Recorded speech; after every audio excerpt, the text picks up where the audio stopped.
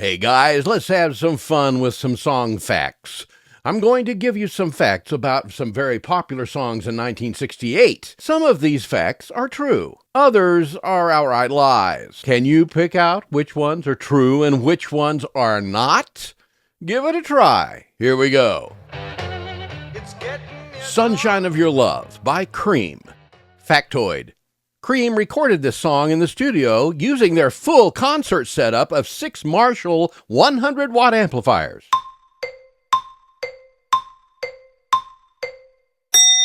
Yep, they did. To be honest, Atco Records, owned by Atlantic Records, really didn't think much of the track, and Atlantic president Jerry Wexler went so far as to call it psychedelic hogwash. But after receiving overwhelmingly positive comments about that song from Booker T. Jones and Otis Redding, the go-ahead was finally granted to release it as a single in December of 1967. It was one of the biggest singles from any artist in 1968. Hey Jude, the Beatles. It first hit the Billboard Hot 100 on September 14, 1968, and was number 1 for 9 consecutive weeks in the fall. Factoid. The record that you hear today wasn't recorded at the Abbey Road studio.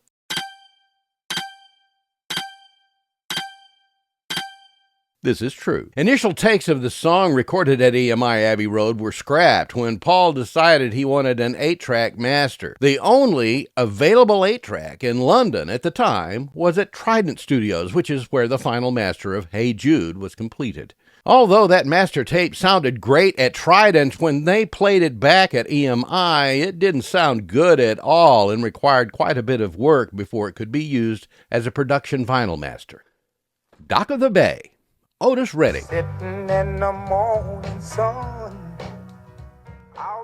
It hit number 1 on the Billboard Hot 100 on March 16, 1968. Factoid.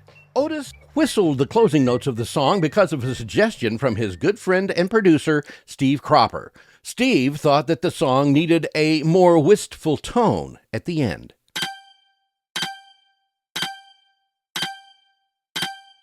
This one is false. The reason that Otis whistled a tune at the end of the song was to provide a melody guide track. He expected to replace the whistling later with lyrics. Tragically, Otis Redding died in a plane crash just 2 days later on Sunday, December 10, 1967, and never finished his vision of the final portion of Dock of the Bay. After Otis' death, Steve Cropper added a seagull and surf sound effect to the master recording, and that is what you hear today, complete with Otis Redding's whistled melody line. The song was also the first posthumous record to top that chart. How about I Heard It Through the Grapevine, Marvin Gaye.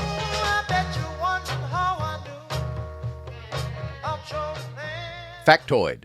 It wasn't originally released by Marvin Gaye. The song was first produced as a single for Gladys Knight and the Pips.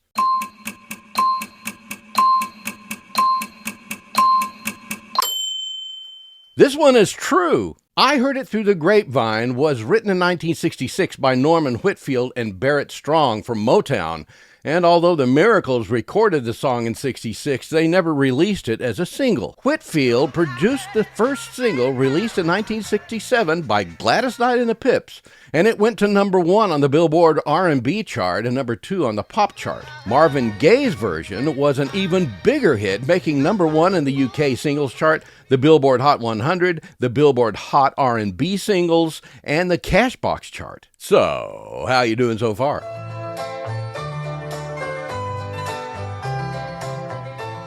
Love is Blue by Paul Mauriat. This topped the U.S. Billboard Hot 100 for 5 weeks and the Adult Contemporary chart for 11 weeks in '68.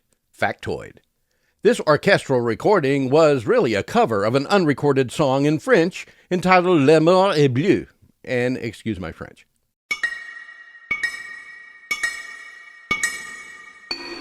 This is true. L'amour est bleu was Luxembourg's entry in the Eurovision Song Contest for 1967.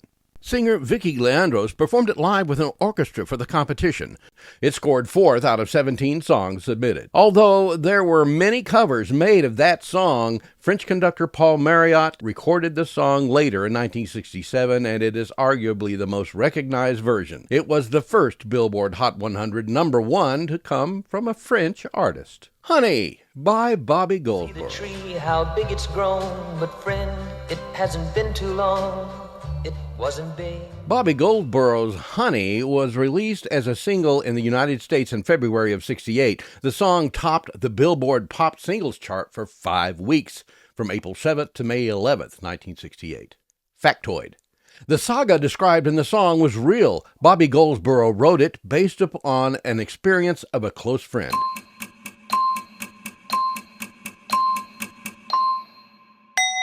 Nope. False. It wasn't written by Goldsboro anyway, but by Bobby Russell based upon his observation of how much a tree that he had planted had grown. The story in the lyrics is completely fictional. Goldsboro wasn't the first artist to release the song either. The first single was recorded by former Kingston Trio member Bob Shane and produced by the songwriter himself, Bobby Russell. When Larry Henley of the New Beats recommended the song to Bobby Goldsboro, Bobby listened to Bob Shane's version and initially rejected the song because he just didn't like the production design of the recording. But when Goldsboro heard Bobby Russell perform the song accompanied only by a guitar, he changed his mind and decided to record it. Although by agreement, he delayed the recording 4 weeks due to Bob Shane's version still being on the charts. People Got to Be Free by the Rascals.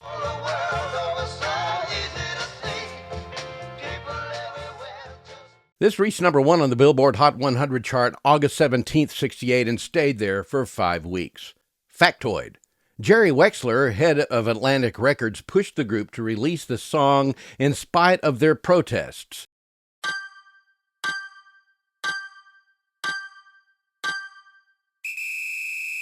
Oh, that's false. It was actually the other way around. The Rascals had to push Atlantic Records to release it as a single over the objections of Jerry Wexler. He was afraid that it would hurt their career. And, by the way, Atlantic's bottom line. How about Born to Be Wild by Steppenwolf?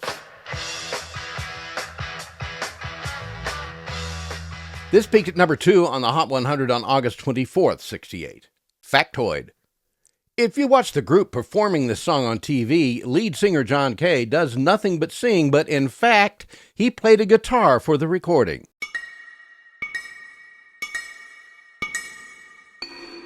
Yepper, he is a guitarist, too. At the end of the instrumental break, you can hear a slide guitar melody.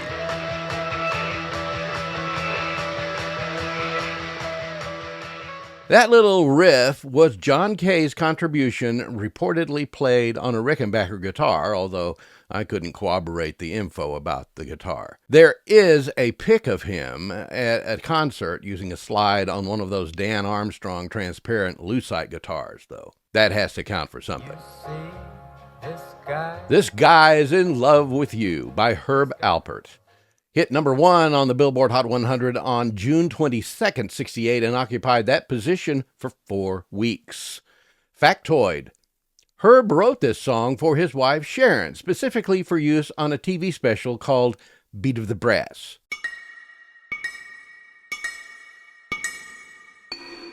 Well, some true, some false. It is true that he first performed the song at the end of the TV special called Beat of the Brass, but he didn't write it. It was written by Burt Bacharach and Hal David, and actually carried the original title of This Girl's in Love with You, and was not purpose-written for Alpert.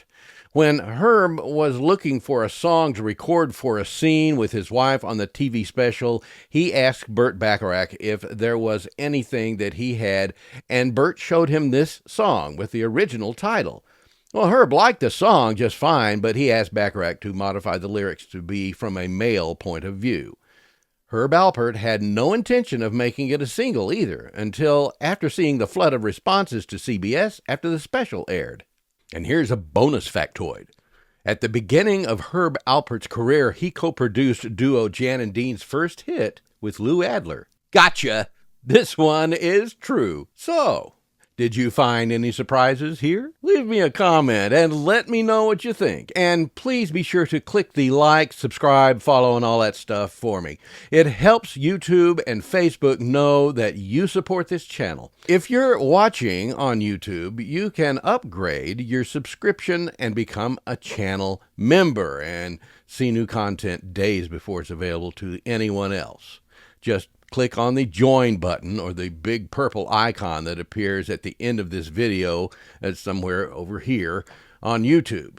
And join us. It ain't free, but it's dirt cheap, and we have a lot of fun. Thanks a million for watching the video. We'll see you next time.